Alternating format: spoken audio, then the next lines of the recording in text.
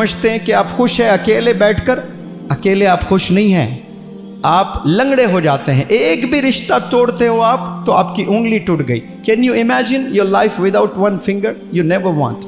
कभी नहीं चाहते कि आपकी एक उंगली टूट जाए, एक हाथ टूट जाए, एक किडनी चले जाए। चाहेंगे आप लोग कभी ऐसा, एक आंख चले जाए?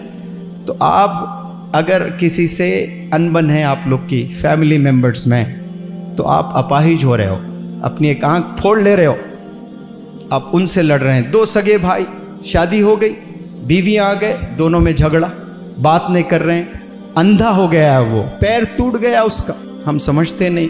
एक दौर था, दो भाई जान थे एक दूसरे के लिए, जान देते थे। क्या दो नए बच्चियां घर में आ गए, दोनों लड़ने लगे। क्यों? वो दोनों ने उचकाया, प्रोवोक किया, तो दो भाई दुश्मन हो गए, लड़ने लगते हैं, बात नहीं करते हैं। कई सालों से दो